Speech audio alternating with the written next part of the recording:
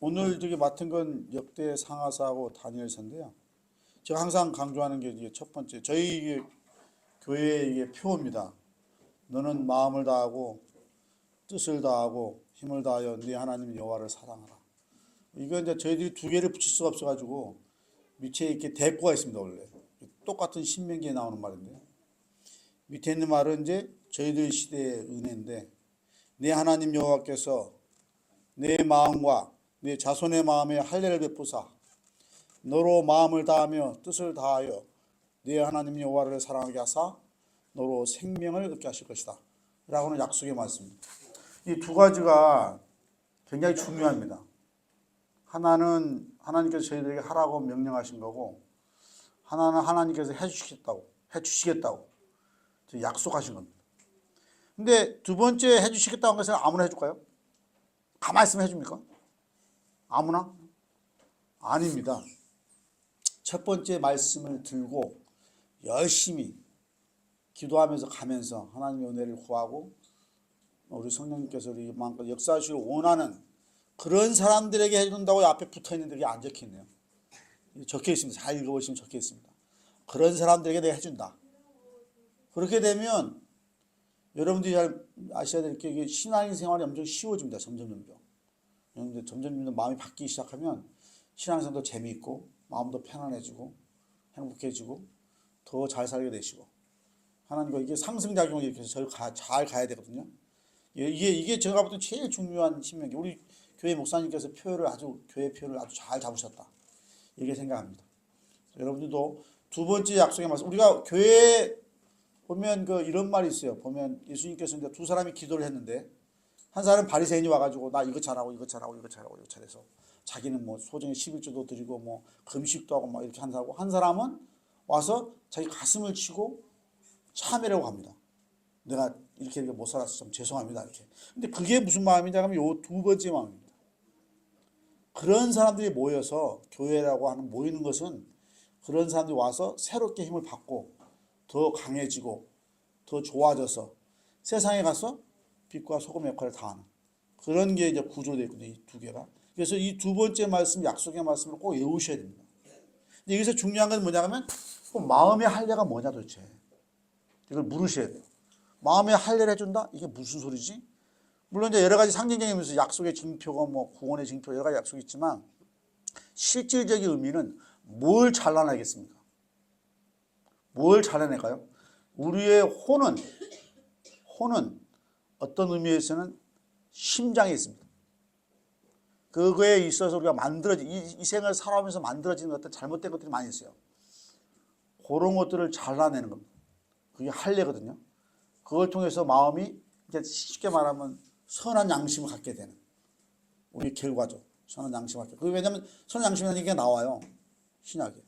선한 양심을 갖게 되는 그런 것을 말하는 거고, 제가 이걸 가지고 좀 설교할 건 아니고요. 이제 큰 우리 교회의 표입니다.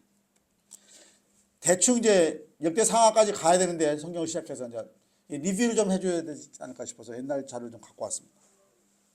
지금 저희들의 그 성경을 이제 그냥 연대기적으로, 그러니까 세대론적으로 그냥 숫자만 따져서 막 그 성경에 보면 누가 누굴 낳고 몇 년에 돌아가시고 이렇게 나와요.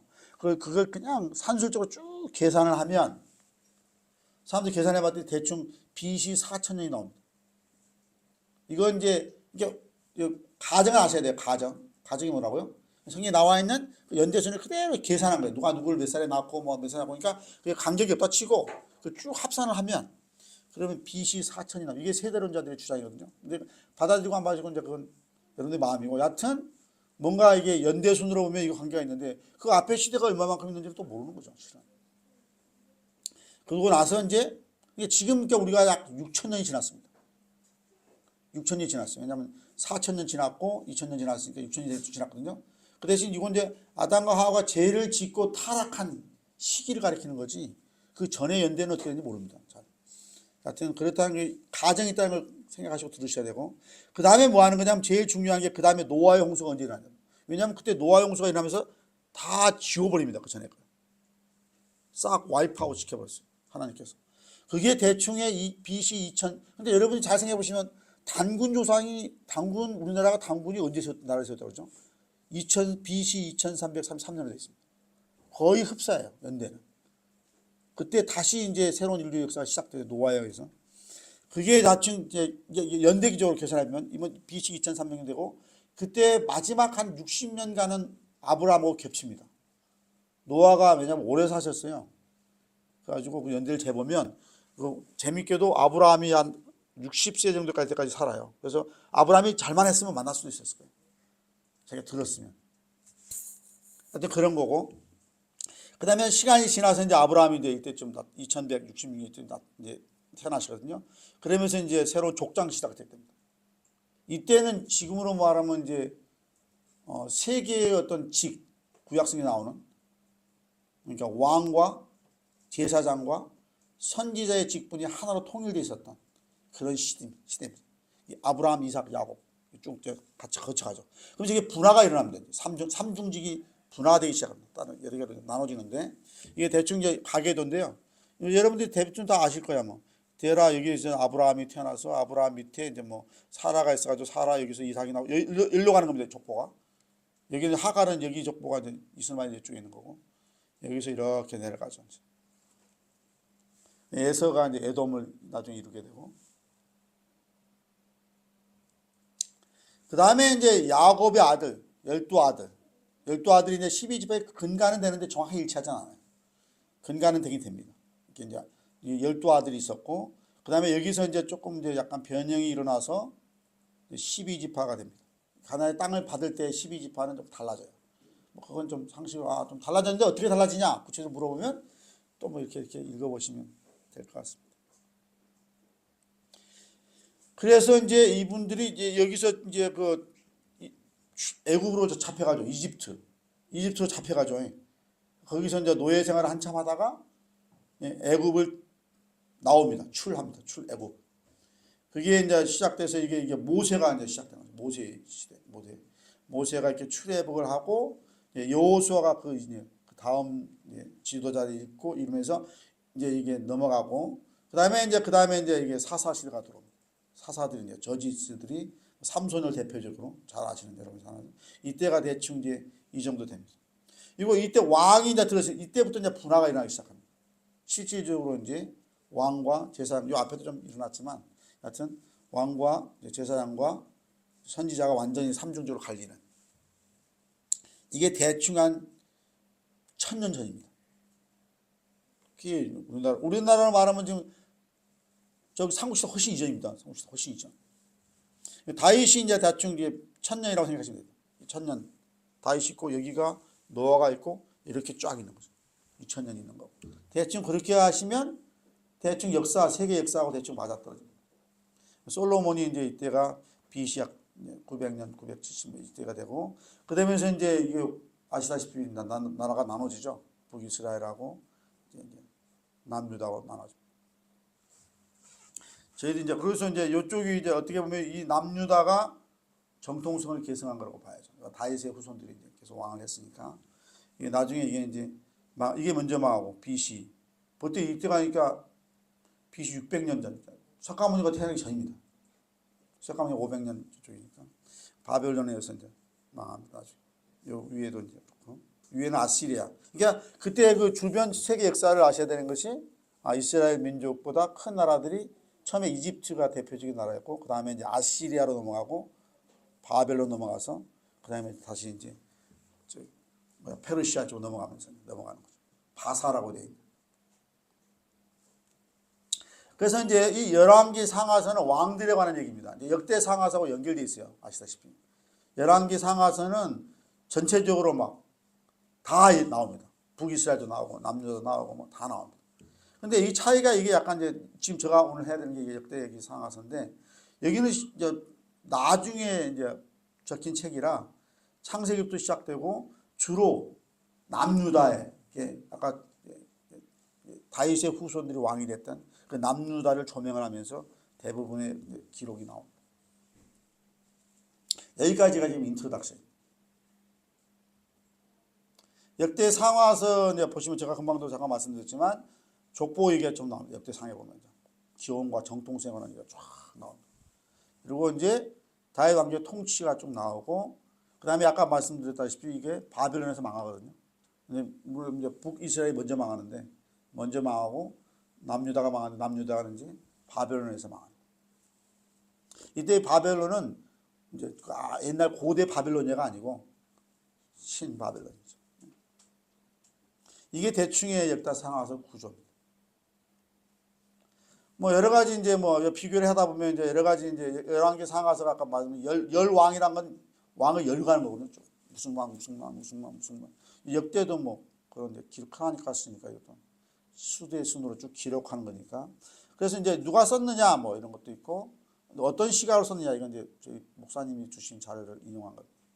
어떤 걸 이제 하느냐, 어떤 걸 이거 보시면 알겠지만 이게 남유다 왕국 중심이고 기환의 이유. 왜냐하면 이게 시대적으로 아마 에스라가 썼으니까 바벨론 그 시기에 포로로 잡혀갔을 시기에 써졌을 것이라고 하는 거고, 이건 조금 의문이 있다고 합니다. 하여튼 이게 전체적인 이제 비교입니다. 왜냐하면 열왕기 상하고 이렇게 역대 상하로 서로 비교해서 읽으면 좋아요. 시각이 약간 다르기 때문에.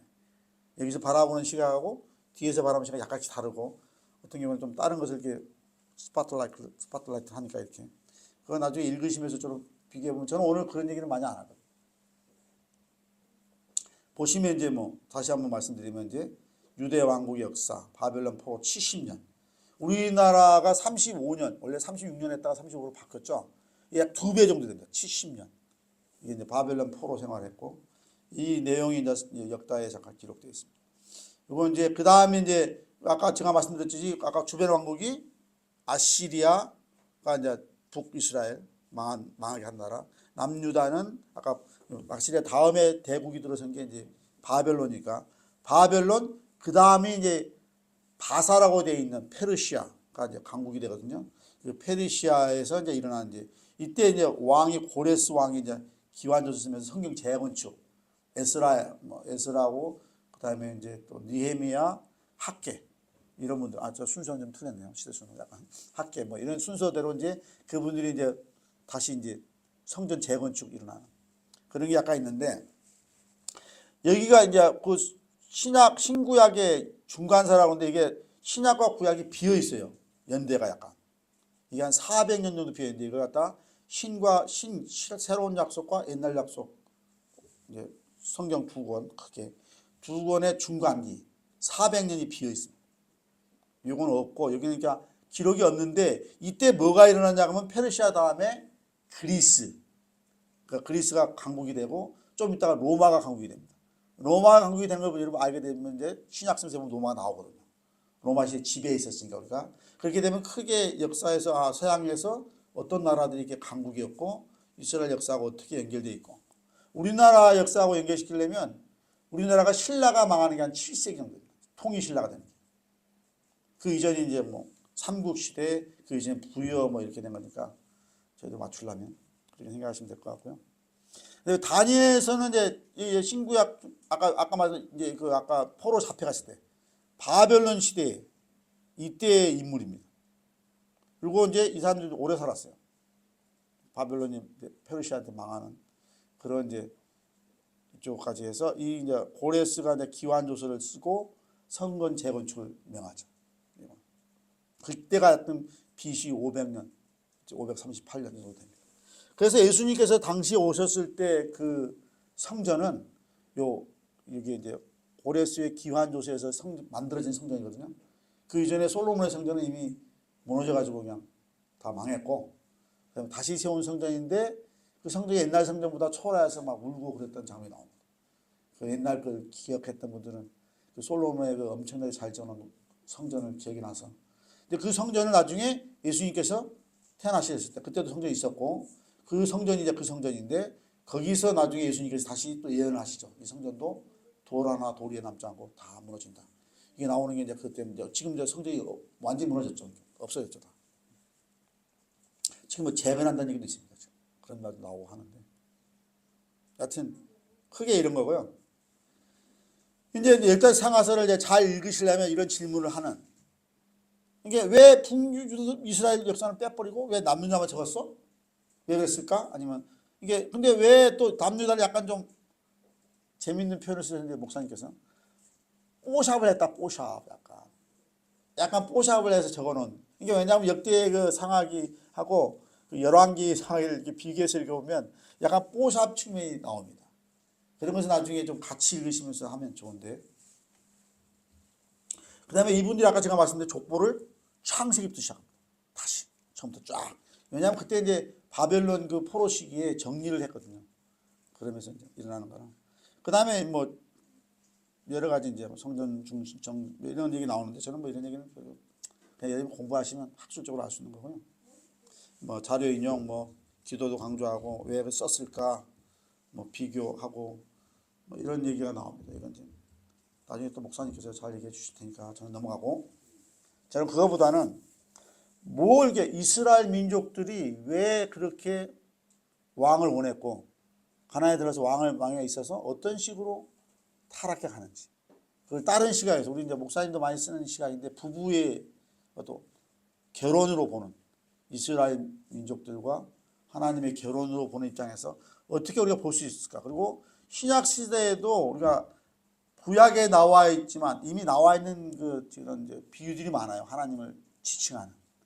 예를 들면 뭐 창조자시다 그러면 이제 반대말은 피조물이겠죠. 주님이시다 그러면 종이라는 뜻이고 왕이라는 말도 있고 신하. 신약 시대 예수님께서 비유로 들었던 포도나무, 우리는 포도가지, 목자, 양, 친구다, 아버지다. 그리고 이제 아버지라고 하는 것을 가장 이제 극명하게 많이 쓰신 분이 예수님이시죠. 물론 구약에도 조금은 나오는데 어머니도 조금 나오긴 나옵니다. 하여튼 그렇긴 하지만 그걸 이제 가장 극명하게 많이 쓰셨던 분이 이제 예수님이신데 아버지에 관한 것은 우리는 이제 자녀가 되는. 그러면서 이런 것들이 이제 보시면은 여러 가지 때에 따라서 우리가 어떤 다양한 어떤 상황에 따라서 우리가 다르게 호칭하기도 합니다. 우리가 예를 들면 내가 잘 따르겠습니다 그러려면 이제 뭐 주님이라고 부르다. 아니면 뭐 왕도 마찬가지로 가지고 있고 그런 식의 이제 나를 주재한다 이런 거니까 이런 식의 이제 다른 여러 가지 의미들이 있지만 이 의미들 중에 가장 강력한 그 비유가 마지막 비유입니다. 남편과 아내의 비유. 이게 왜냐하면 이게 예수님께서도 이것을 요한계시록으로 밀어놓으셨어요. 왜냐하면 열처녀의 비유도 그렇고 그런 비유를 하시면서 마지막 그러니까 어떤 의미에서는 예수님께서도 이제 아버지와 아들의 비유를 많이 쓰셨지만 결국에 요한복음 마지막에 보면 유너티를 강조하십니다. 하나다라고.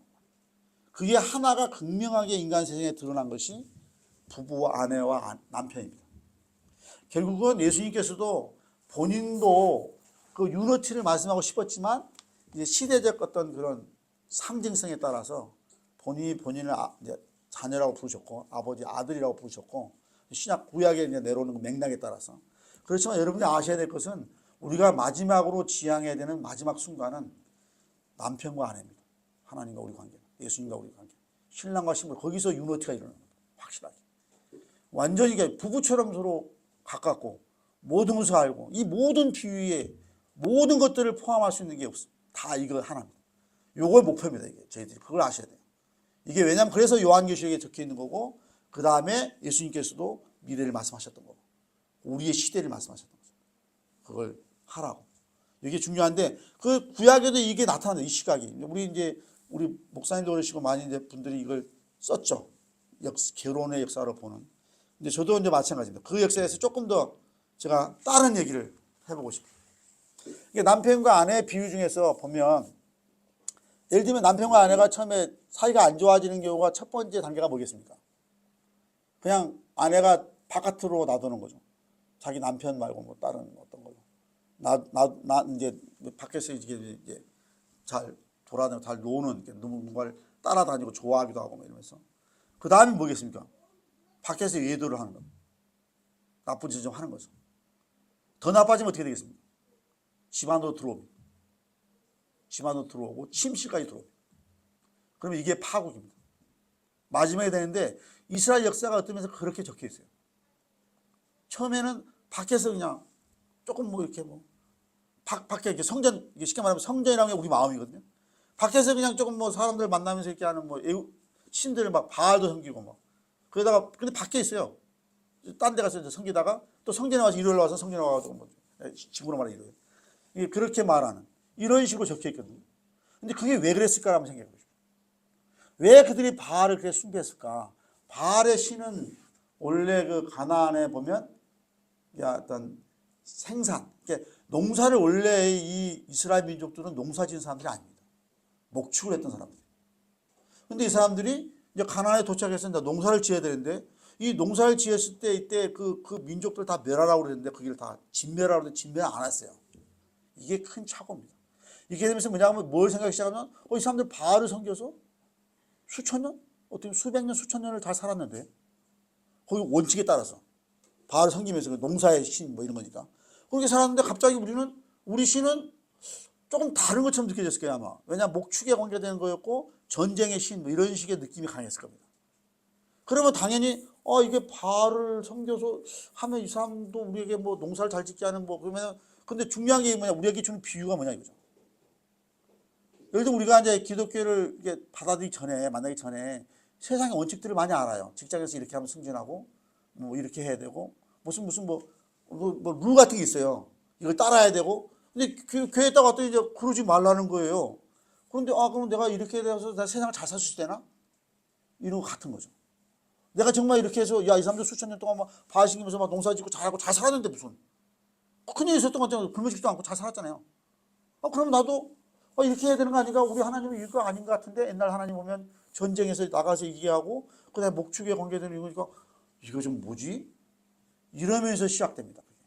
그러니까 우리로 말하면 이제 옛날 습관을 버리지 못하고 옛날 사람들 다른 사람들이 그 따라왔던 그런 것들 룰들을 그냥 나도 적당히 하면서 타협하는 거죠. 거기 나가서는 내가 그러니까 농사를 짓고 막 이럴 때는 막 비 오고 막 이럴 때는 바알 가서 쉰대요. 그러고 좀 이따 전쟁이 일어나고 막 쳐들어오잖아요. 하나님께서 너희들 이러면 안 돼. 이러면서 쳐들어오면 그때서야 또 이제 옛날 생각 났으니까 그 전쟁에서 지켜줬던 하나님. 다시 글로 가서 또 열심히 또 우리로 말하면 평일에는 대충 살다가 일요일 가면 딱 와가지고 잘못했습니다. 이거 똑같아. 나 구해주세요. 나 이거 지금 잘못됐는데 이거 해결해 주시면 안 될까요? 이겁니다. 근데 문제는 뭐냐면 이게 자꾸 발전하기 시작하면 나중에 이제 안으로 들어와요. 나중에 보시면 알겠지만 이거 보시면 이 첫 번째가 군사적 정치적 가능입니다. 다른 걸 의지하는 거예요. 이때 보면 그때 선견자 하나니가 유다 왕 아사에게 나와서 이르되 왕이 아람 왕을 의지하고 하나님 여호와를 의지하지 아니하였으므로 남편 쉽게 말하면 이제 그걸 안 하는 거죠. 그러므로 아람과 군대가 와서 지금으로 말하면 우리가 성전이 뭐라고 생각하냐면 저는요 성전이 우리의 몸이에요 몸. 구약 신약에 나오잖아요. 근데 우리의 몸이 우리도 세 개로 돼 있습니다. 영의 영역이 있고 혼의 영역이 있고 몸의 영역이 있어요. 바깥 뜰 같은 게 이제 저는데 그것을 진짜 신앙을 잘 하시면 혼의 영역뿐만 아니라 보통 분들은 막 영에서 거의 머물러 버려요. 그럼 잘 몰라요 뭘 물어봐도 잘 모르고 혼의 영역에 내려오신 분들은 지식을 완전히 갖추기 시작하죠. 자기 몸을 지배하려고 해요. 그게 몸의 지배까지 내려오면 저 주장은 건강도 바뀝니다. 확실하게. 그래서 몸이 달라져요. 그 대표적인 제가 예를 누구를 드냐 그러면 요한을 듭니다. 제자 요한. 제자 요한을 잘 보시면 이분은 좀 특이해요. 만약 마지막에 예수님이 돌아가실 때 자기 어머니를 부탁을 해요. 마리아를. 그래서 이분이 젊은 나이였고 20대에서 왔다 갔다 하던 나이였는데 그때부터 뭘 했냐 그러면 수행을 했어요. 이쪽에. 동양으로 말하면. 열심히 기도하고 뭐 이거밖에 안 했어요. 사역을 안 했어요. 마리아를 모시면서 이제 생존을 해야 되니까, 이제 먹여 살려야 되니까.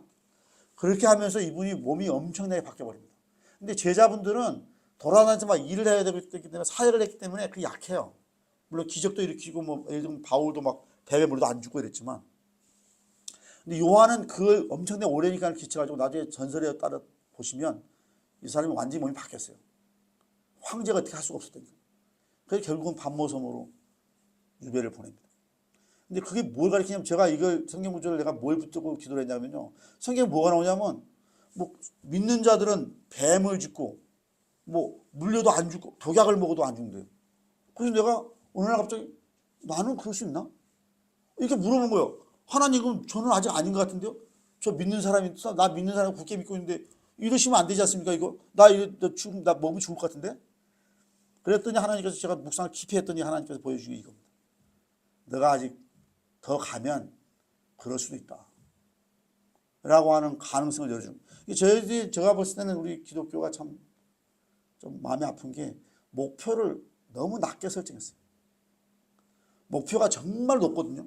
예수님의 그 풀 그로스까지 가야 되는 엄청난 높은 그런 목표가 있는데 너무 낮게 정해가지고 그냥 생활고나 해결하고 어떻게 잘 살고 뭐 이런 식으로 됐다는 거예요. 제가 볼 때 그게 좀 제가 그래서 그때 깊이 묵상을 한 다음에 아 이게 성경에 적혀 있구나. 그리고 모세도 마찬가지입니다.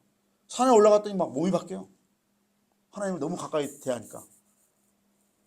예수님도 마찬가지셨고 변화산에 올라가셨다 보면 그게 뭐냐면 완전히 몸을 지배하게 되면 바뀝니다. 몸을 지배한 다음에 뭐겠습니까? 생활을 지배하게 됩니다. 자기 가정 더 넓게 올라갑니다. 쫙 늘어나는 거예요. 제가 그 얘기는 지금 다 해드릴 수 없고 하여튼 이런 얘기가 나와요. 처음에는 남편을 의지하지 않고 군사적 정치적 간음을 합니다. 그 다음에 나온 게 종교적 간음이 나와요. 보면 신재반자의 가르쳐 어느 데 가서 물어보는 거죠. 저기 뭐 박수무당으로 말하면 저기 다른 종교 가서 뭐 우리가 그런 거 하지 말라 그러시니까 거기 가서 물어봐. 그 다음에 또 막 밤에서 신들에게 이건 뭐냐면 이건 밖에서 했어요. 밖에서 애인을 찾아 나서는 우리로 말하면 이제 마음속에 있는데 이 혼의 영역에서 뭔가 섞여 있는 거예요. 이렇게 행동하고 막 저렇게 행동하고 막 제대로 신앙생활 안 하는 거죠. 이게 우리의 지금 이때의 상황입니다. 그 다음에 뭐냐 그러면 이제 이제 바알들 우상이 나중에 어디로 가죠? 이 우상이 어디로 들어오죠? 성전 안으로 들어옵니다. 완전히. 성전에 들어와서 나중에 두 개를 섬겨요. 막. 두 개를 섬기다가 결국은 이제 완전히 떠나는 거죠. 망합니다. 여기 보시면 읽어보시면 이유가 나와 있어요. 여기 보면 시드기야서도 있고 역대하도 나오지만 아하스가 어쩌고 조상과 이 사람이 좀 하려고 열심히 하려고 했는데 아니요. 이 사람이 이제 나쁜 짓을 많이 했죠. 죄송합니다. 헷갈렸어요. 다른 사람하고. 그 다음에 여기 보시면 이제 여기도 보시면 여기에 보시면 읽어보실까요? 한번 제가 읽어볼게요. 그의 하나님 여호와 보시기에 악을 행하고 쭉쭉쭉 단단단 중간 생략 목을 곧게 하며 마음을 완악하게 하여. 근데 목을 곧게 하고 마음을 완악하게 하는 것을 바꾸려면 어떻게 되냐면 이게 할례하고 연결되어 있습니다. 마음의 할례를 받으면 이게 없어진다고 적혀 있어요. 이게 뭐냐 그러면 순종입니다. 순종. 반대말이에요. 이게. 아까 그 할례하고 관계가 있어요. 이게. 나중에 찾아보시면 성경 말씀 찾아보시면 마음을 곧게 하여 마음을 완악하게 이스라엘 여호와께로 돌아오지 아니하였고 모든 제사장들 우두머리들과 백성들 크게 범죄하여. 이게 무슨 뜻이냐면 처음에는 기독교도 마찬가지입니다. 잘 들으셔야 되는 게 원래 처음에는 신자들 믿는 사람들이 약간 문제가 생길 수 있어요. 나중에는 목사님들이 대부분의 목사님들이 잘못됩니다. 그게 뭐냐 그러면 엘리야 선지자하고 바알의 500명 선지자하고 대결하는 장면입니다. 거기에 나오면 뭐가 나오냐 그러면요. 이 엘리야가 처음에는 백성도 꾸짖지만 나중에 보면 제사장을 꾸짖었어요. 둘 다 타락한 거예요. 이게 제사장들이 500명 그것도 되는 그 제사장들이 나중에 보면 근데 그 재밌는 영어 표현이 나옵니다. 저는 히브리어를 잘 모르니까 이제 그렇지만 거기에 보면 림핑이라고 해요. 림핑 비트윈. 왔다 갔다 하는 거예요. 그러니까 이랬다 저랬다 그러는 거예요. 백성들한테 니네들 언제 이렇게 왔다 갔다 할래? 그걸 림핑 비트윈 더 바 이렇게 돼 있어요. 네 하나님과 너희를 왜 왔다 갔다 하냐 이렇게. 그렇게 나오는데 잘 보시면 나중에 히브리어 찾아보시면 제가 이제 히브리어 잘 모르니까 모르는데 영어로는 똑같이 돼 있어요. 우리나라 말 림핑이라는 말 안 쓰는데 영어 성경에 보면 뒤에 제사장들이 단에서 뛰놀들 할 때 보면 그 사람들 림핑이 나옵니다. 그때. 근데 그 림핑이 더 심하게 적혀 있어요. 뒤뚱뒤뚱이 아니고 띠뚱띠뚱으로 적혀 있어요. 쉽게 말하면. 그게 무슨 뜻이냐 하면 지금 시대로 말하면 많은 이제 선지자들이 잘못돼 가는 겁니다. 바알 숭배자들이 돼가는 거예요. 그거 똑같은 얘기입니다. 똑같은 얘기. 그걸 가리키는 건데, 그러니까 지금 제가 볼 땐 지금 시대 저도 안타깝지만 잘못된 목회자들이 너무 많습니다. 가슴이 아파요. 하여튼 우리 시대가 따로 딱 저는 바알 그때 그 엘리야가 그 대결했던 그 시대하고 비슷한 시대라고 저는 생각합니다. 그런 얘기 나옵니다. 이제 보면 예루살렘에 이게 뭐예요? 전 성전으로 들어갔어요. 집 안으로 들어가야 돼. 더럽게 하였으며 그의 거하시는 아끼다 부지런히 그의 사신을 보냈는데 메시아고 선지자를 욕하여. 그러니까 지금 말하면 목사님들 좋은 얘기 해주면 이 사람 안 되겠다. 딴 교회 가자. 별로 기분이 안 나빠. 맨날 회개하라고 그러고 맨날 잘못하면 지옥 간다고 그러고 이상한 말 많은 것 같아. 이러고 막 자기 위로해주는 이런 거예요. 이루셨으나 그 백성이 사신들을 비웃고 메시하며 그의 선지자 욕하고 여호와 진노를 미치 해방할 수 없게 했으므로 결국은 갈대 왕의 손에 다 넘기시고 그가 뭐 이렇게 하면서 이제 망해가는 겁니다. 궁시를 불사르고 다 뺏기는 겁니다. 끝난 거예요. 요게 제가 볼 때는 개론으로 봤을 때 이스라엘 대충 역사입니다. 그거 생각하고 읽으시면 더 좋아요. 열왕기도 그렇고 역대상가도. 그러면 이 사람들이 이렇게 해서 망했구나 결국. 이게 이제 그 내용입니다. 애인을 끌어들인 장면이 이제 제가 찾은 장면은 다시 그의 아버지 히스기야가 헐어버렸던 산당도 세웁니다. 이건 바뀌죠. 제단을 쌓으며 아스라 목사마다 하늘 1월 성실 모두 경배하여 여호와의 전에 들어왔어요. 이미 이제 안으로. 옛날에 박혀 있었는데 단들을 쌓았으니 이는 여호와께서 전에 이르시기를 내가 이랬으면 내 이름 영원히 둘 줄 아셨던 전 가운데에 쌓은 것이며. 이게 이제 큰일입니다. 므낫세는 이전에 계획을 띄웠고, 그러니까 여러분들이 이게 지금 혼의 영역에서 막 왔다 갔다 하는 거, 거기서 더 넘어가면 잘못하면 버린 자식 될 수도 있다. 이제 이 므낫세는 이제 이 사람이 좀 계획을 많이 했죠. 이방신들을 다 제단을 직접 세웠고 이 사람. 그다음에 이런 남편의 침체 이거 똑같은. 요걸 이제 표현하는. 그러니까 이런 제가 아까 봤던 그런 생각하시면서 읽으시면 또 극명하게 저희 시대하고 어떻게 비교해서 우리의 지금 시대하고 어떻게 해석해야 되는지 이게 좀 나올 수 있습니다. 다니엘서 넘어가겠습니다. 다니엘서는 이제 다니엘이라고 하는 이제 뭐 역사라고 생각할 수 있는데 보통 이제 할 때 그렇게 하지 않은 것은 뭐 잘 아실 건데 여하튼 역사 얘기도 많이 나옵니다. 왜냐하면 예언서 다니엘서 같은 면은 구약의 요한계시록처럼 일어나지 않았던 이제 그때 당시에 이제 페르시아 말고 그리스 로마 시대까지 쫙 나오는 거거든요. 연결시켜서 나왔기 때문에 그런 의미에서는 이제 역사적인 측면도 있죠. 사건, 이게 신바빌론 사건이 1장부터 5장까지 적혀 있고 메대와 파사 나눠지는 사건. 이게 이제 두 개로 여기서 이제 신상으로 말하면 여기서 내려와서 가슴으로 갈라져요. 촥 갈라지고 밑으로 내려와서 이제 내려가는 거니까. 그래서 이제 신바벨론에 때 계시가 7장 8장에 적혀 있고 이때 이제 메대와 페르시아 때 받은 계시가 9장에서 12장에 적혀 있습니다. 그래서 이제 우리 목사님도 많이 하셨지만 요한계시록하고 연결시켜서 신약하고 연결시켜서 왜냐하면 이게 역사가 꽤 길거든요. 그리고 이제 그 당시에 일어나지 않은 거니까 뭐 그리스 로마까지도 갈 수 있고 그 넘어까지도 어떻게 보면 해석할 수 있는 여지가 남아있기 때문에. 근데 저는 이제 목사님들이 평소에 많이 하시는 얘기는 그냥 빼고 딴 얘기를 하려고 제가 바꿨습니다. 이제 다니엘 이제 선지자에 대해서 이제 상식적으로 제가 설명해 드릴게요. 이 사람이 이제 포로로 잡혀갔어요. 친구들하고 같이 나오지만 바벨론 느부갓네살에서 이제 바벨론 왕 이때 느부갓네살 왕에서 포로로 잡혀간 게 그때가 BC 655년경입니다. 그래서 이제 이 사람이 뭐 해석을 왕 꿈, 요셉을 생각나게 하죠. 왕의 꿈을 해석해주고 다니엘 세 친구가 이제 푸른 뿔에 들어가서 남는. 그렇죠? 이번 이제 다니엘은 안 들어갔어요 그때. 헷갈리시면 안 되는 게 다니엘 친구들만 들어갑니다. 이게 이제 3장에 나옵니다. 푸른 뿔에서 뛰노는 장면. 그러니까 아까 여기 같이 잘묘가는 그러니까 그 당시에 그러니까 다니엘도 제가 봤을 때는 꽤 높은 집 자제가 아니었을까.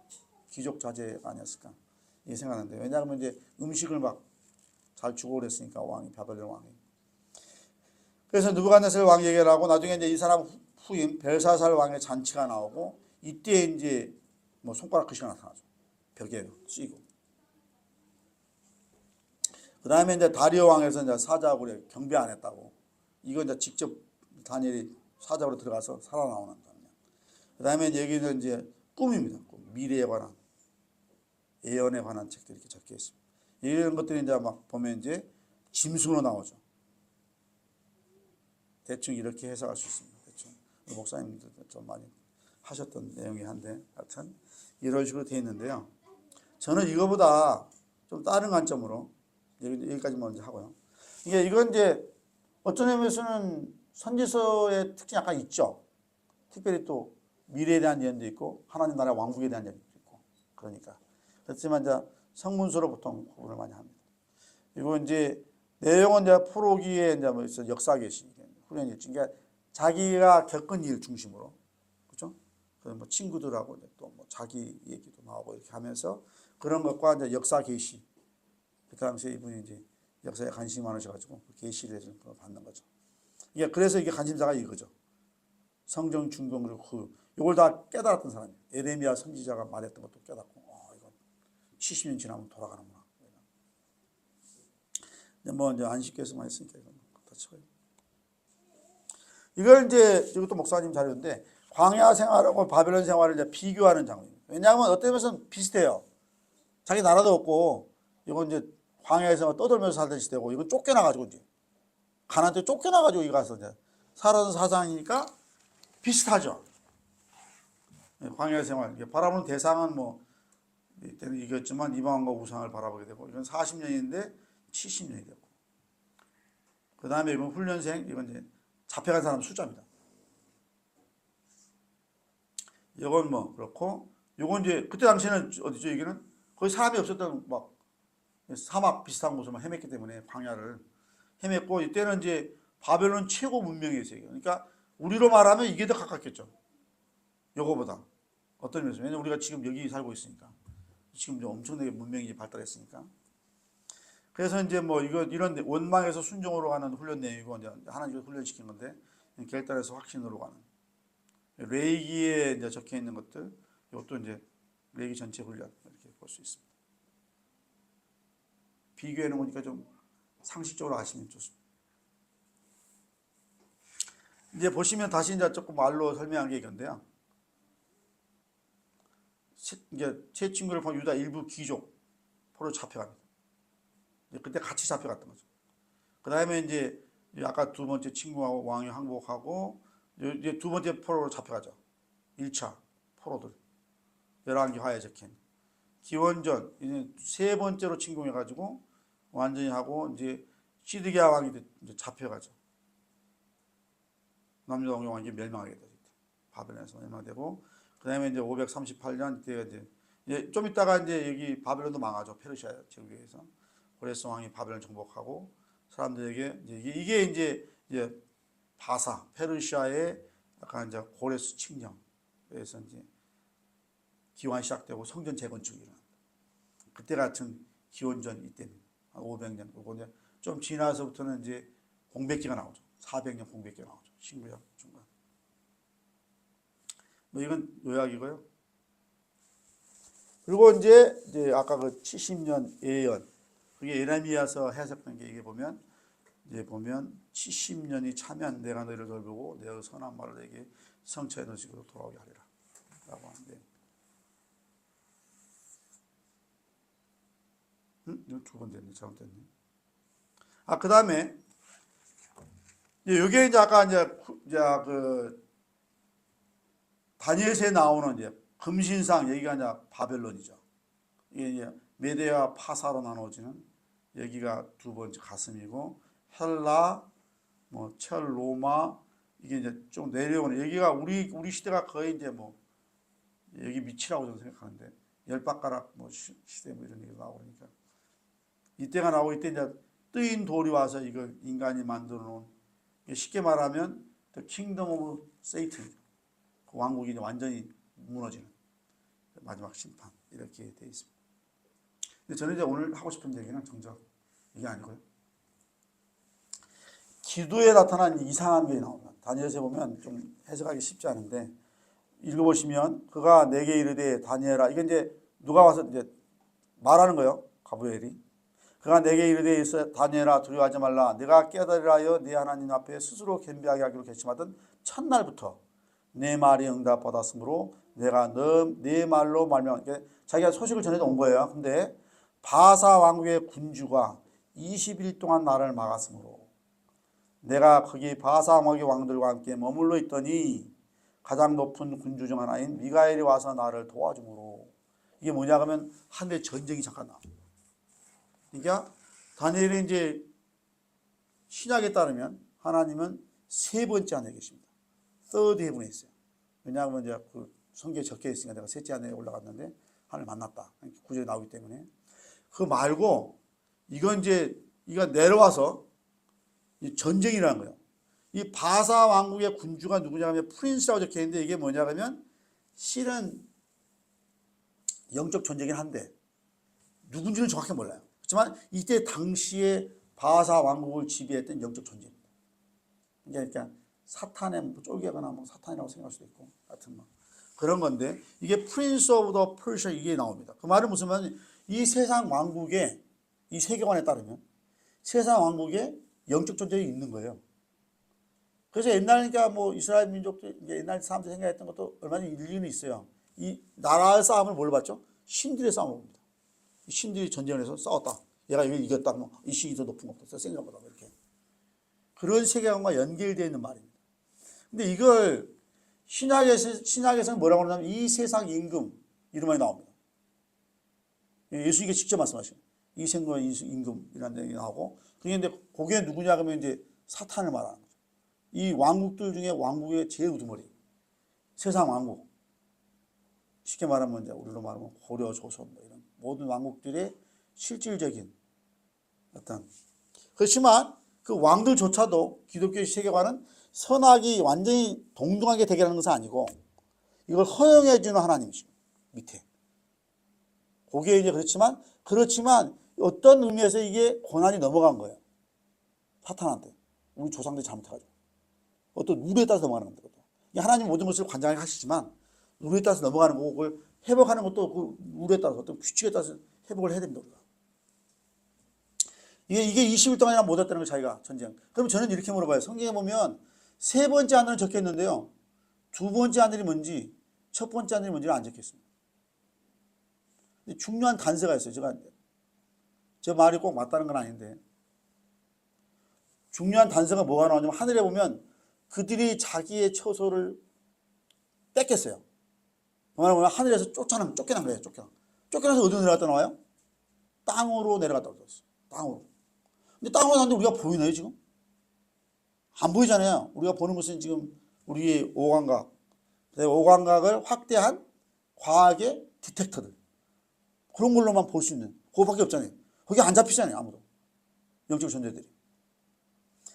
그것을 그게 이제 쉽게 말하면 저는 셋으로 구분했다고 생각해요. 기독교 세계관이. 이게 서드 헤븐이 있고 중간에 뭐냐면 싸움 전쟁터가 있어요. 여기는 이게 쉽게 말하면 막 선하게 공존하는 거죠. 아까 이런 영적 전쟁 싸우는데 그게 특별한 사람들만 보여요. 영적 전쟁들. 영적 눈이 열리면 보이는 거죠. 이게 직접 보는 거 단위를 봤던 건데 이게 제가 보기에는 이걸 내리는 저는 두지 않으라고 부릅니다. 이게 왜냐하면 하나님이 자기에게 뜻이 하늘에서 이룬 것 같이 땅에서도 이루어지게 이중으로 있게 하지만 이 이중에 보이지 않는 중간이 하나 있어요. 그게 뭐냐 하면 두 번째 하늘이라고 저는 보는 거예요. 첫 번째 하늘이 여기에요. 우리가 지금 주장 보고 있는. 물론 어떤 분들이 겹쳐서 나타날 수도 있어요. 왜냐하면 엘리사도 보면 상황을 열어줄 때 영적 연합을 열어줄 때 보면 그 세계가 보입니다. 그건 세 번째 하늘은 아닙니다. 그러니까 크게 덩어리로 보면 셋으로 되어 있다고 보는 겁니다. 그러면 이걸 이해할 수가 있습니다. 영적 전쟁도 마찬가지입니다. 여러분들 영적 전쟁도 이게 그러니까 예를 들면 이제 몸부터 시작될 수도 있고 뭐 마음도 시작될 수 있지만 하여튼 그런 전쟁이 일어나는 거죠. 그러니까 어떤 분들은 이제 그런 보이죠. 또 영적 전쟁도 대부분 안 보이기도 하시겠지만 그러니까 제가 이걸 이제 다른 자연과학 측면에서 이렇게 말을 하고 싶습니다. 우리가 인류가 지금 우리가 공간을 세 개를 발견했어요. 근데 여기에는 잘 보시면 지금 자연과학적 시각만 있습니다. 유물론적 시각이에요. 유물론적 시각. 유물론적 시각이 뭐냐면 제가 아까 첫 번째 말한 대로 모든 물질과 에너지, 물리 공간이 있어요. 저는 물질과 에너지를 뭐라고 정의를 하냐 하면 우리의 오감으로 잡히고 그다음에 우리가 만든 과학적 기구들 예를 들면 중력파를 잡는 거 기계 아니면 적외선 자외선을 찍을 수 있는 기계 이걸로 우리가 과학과 공학의 역사가 어떤 의미에서는 그런 모든 영역 우리가 말한 물리 공간의 영역을 확대해 왔어요. 지금까지 계속 UV 몰랐다가 UV도 기계 잡히네? 좀 이따 중력파까지 잡히고 막 그러면서 이런 물질과 에너지 공간을 지속적으로 확대했지만 아직 영적 공간에 이르지 못했습니다. 그걸 알아내지 못해요. 아직은 안 잡혀요. 그 다음에 두 번째로 이제 저희들이 잘 알고 있는 게 뭐냐 하면 꿈에 나타나는 거예요. 꿈 대표적으로 깊이 잠드시면 꿈에 나타나 그것도 저도 일종의 공간이라고 봅니다. 꿈이라고 하는 것도 일종의 공간 안에서 뭐가 일어나는 건데 그 공간이 기독교에서 말하면 어떤 면에서는 세 번째 하늘과 연결되어 있어요. 나중에 보시면 알겠습니다. 왜냐하면 우리 이제 서양 심리학에서는 꿈이라고 하는 것은 욕망의 표현이라고 그래요. 다. 욕망이 이제 어떤 표현되는 거. 그러고 보지만 우리 종교의 측면에서 보면 꿈이 둘로 나뉘어요. 그 측면도 있지만 대부분은 그래요. 그렇지만 영몽이라는 게 있어요. 종교에 나오는. 그러니까 우리로 말하면 이제 영어는 spiritual dreams라고 부르는 건데 예를 들면 대표적인 케이스가 신약에 나오는 요셉의 꿈. 꿈에 천사가 나타나서 계시를 주잖아요. 그것도 사람의 입장에서 보면 꿈이라고 볼 수도 있어요. 그래서 그 꿈은 다른 꿈입니다. 제가 봤을 때. 종교적으로 다른 꿈이고 심리학자들이 해결할 수 있는 꿈이 아닙니다. 그런 의미에서 이게 심리학자들은 이것만 인정해요. 정신공간. 이게 정신공간은 크게 심리학자들 말하는 두 공간으로 되어 있습니다. 하나는 단어로 되어 있는 공간이 있어요. 이게 여러분들이 생각을 하는 거예요. 단어로. 아버지가 조금, 어머니가 조금. 더 깊이 들어가면 이미지가 나옵니다. 그게 꿈입니다. 그래 갖다가 이제 불교 한자로는 염이라고 해요. 염. 개념할 때는 염. 그게 생각으로 하는 거예요. 단어로 하는 겁니다. 상은 이미지예요. 깊이 잠들면 나타나는 이미지가 움직이기 시작합니다. 잘 생각해 보시면 근데 여러분도 아주 어렸을 때는 상으로 생각을 합니다. 처음에는. 그리고 나이가 들고 오면서 개념이 생기기 시작해요. 그게 커지는데 그리고 동물들도 어느 정도까지는 개념까지 올라가는 동물이 크게 드물게 있어요. 어떤 동물 말도 알아듣어요. 조금은. 근데 대부분은 그 동물도 상으로 생각합니다. 이미지로 생각을 합니다. 생각하는 자체가. 그런 의미에서는 저는 그걸 갖다가 뭐라고 부르냐 하면 이제 물전 여기까지는 심리학에서 인정하니까 그냥 정신공허라 불러요. 그러니까 거기도 사람이 나타나고 그러는데 대부분 자기가 만든 겁니다. 사실. 자기가 만든 거예요. 그냥 상상으로 막. 아닌 것도 있다는 거죠. 우리가 말하고 싶고 제가 말하고 싶고. 그게 중요하다는 거예요. 그게 어디서 왔겠냐고 묻는 거죠. 그리고 저는 그러면서 뭐 그냥 쉽게 말하면 연결되어 있다 이렇게 생각할 수도 있다는 거예요. 뭔가 층이 있는 거예요. 그러니까 깊이 들어가서 왜 우리가 골방에서 깊이 들어가서 열심히 기도를 하라고 돼 있냐. 하나님 만나려면. 밖으로 가서 하나님 만날 수 있는 게 아니잖아요. 우리가. 마음속 깊이 들어가야지 하나님 만날 수 있다는 얘기는 뭐겠습니까? 그 다음에 이제 최근에 만든 것이 우리가 이 가상, 이게 진짜 문제입니다. 이거. 이 가상 공간은 꿈의 공간은 정신 공간은 옛날 같으면 도사들이나 자기들 마음대로 하죠. 일반 사람들 못 합니다. 옛날 도사들은 꿈부터 해요. 자기가. 꿈을 컨트롤합니다. 잘 꾸을 수도 있고 막. 그 대표적인 얘가 장자의 호전몽입니다. 꿈에 자기가 나비가 될 수가 있어. 이게 먼저 시작되는데 이게 옛날 사람들은 공간이 두 개밖에 없어가지고 정신공간을 엄청 종교에 관심이 많은 사람들 엄청 정신공간을 막 연구를 많이 했어요. 그 첫 번째 작업이 뭐였겠습니까? 자기가 꿈을 지배하는 겁니다. 자기 마음대로. 이게 모든 도사들 요즘 도땅 사람들 그게 초입입니다. 초입. 들어서는 순간입니다. 그게. 그 다음에 지금 문제는 뭐냐면 이 가상공간은 일반인들조차도 마음대로 할 수 있어요. 프로그램 짤 줄 알면. 내가 마음대로 고칠 수도 있고 그리고 이것도 굉장히 위에 있는 것도 그렇지만 여기 밑에 있는 것도 굉장히 비슷해요. 근데 문제는 뭐냐 이건 자기 마음대로 고칠 수도 있어요. 코딩할 줄 알면. 이게 문제입니다. 이게 가장 제가 봤을 땐 우리 이 종교의 적입니다. 여기에 빠져들기 시작하고 이게 완전히 이제 영화도 나와 이런 거 보면 옛날에 보면 그 영화도 이제 이런 것 속에서 살기도 하고 사람들이 매트릭스 같은 영화에서 이런 게 나오는 거죠. 이게 진짜 우리의 적인데요. 제가 지금 오늘 얘기하려고 하는 게 이게 아니고 이 우리가 성경에서는 하늘이라는 표현을 써요. 근데 이 하늘이라는 표현이 일상적인 용어에서는 공간이라는 말과 같은 말입니다. 모르셔서 그렇지. 아까 같이 그러니까 저는 이렇게 예를 들면 하나님의 나라를 사람들이 일반 이해가 잘 안 가고 상상이 안 된다 그러면 꿈이라고 비슷하게 생각해봐라. 근데 꿈인데 훨씬 생생하고 훨씬 현생감이 높은 꿈이라고 생각해라. 그러면 그게 다른 세상이다. 이렇게 말해요. 그러니까 그런 의미에서는 이게 하늘이라고 부르는 것은 우리가 보통 수학에도 공간이 나와요. 아까 제가 이제 일상적 용어의 공간을 세 개 썼지만 하늘, 그러니까 성경에서 말하는 하늘은 다 공간을 지칭하는 겁니다. 근데 이건 기독교뿐만 아니에요. 다른 종교에서도 말하는 것도 다 공간입니다. 예를 들면 불교는 33개가 넘어요. 우리나라 전통적인 곳은 9개입니다. 하늘이. 우리나라 3개도 있지만. 그런 의미에서 이 하늘을 뭘로 봐야 되느냐. 그러니까 우리가 뭐 천고마비 그럴 때 이 하늘은 물리적 하늘을 말합니다. 하늘이 높다는 것은 이제 여러분들이 자연과학적인 거예요. 이건 구름의 생성의 높이입니다. 실제 정확한 정의는 구름이 가을이 되면 높은 데서 생겨요. 이 지붕이라고 생각하시면 유럽 같은 데 보면 낮게 생기기는 답답해요. 하늘이 이게 가까이 있는 것처럼 보이고. 그걸 이제 천고마비 요 하늘하고 우리가 하늘에 계신 우리 아버지 이 하늘은 다른 하늘입니다. 데피니트. 다른 하늘이고 이게 뭐냐면 공간을 말해요. 어떤 하나님 아까 이렇게 쉽게 말하면 하나님이 세 번째 하늘에 있을 때 그때를 말하지만 또 물리적으로 말하면 유비쿼터스예요. 모든 곳에 계시는 하나님. 모든 공간 이게 우리가 말하는 물리 공간 모든 곳에 있는. 그렇지만 어떤 다른 또 장소를 지칭할 때는 아까 말한 세 번째 하늘이라고 말해요. 그리고 거기를 뭐라고 하냐면 가장 높은 곳이라고 해요. The highest heaven 이렇게 말해요. 지극히 높으신 자, 가장 높은 곳에 있는 분 이렇게 말하는 거죠.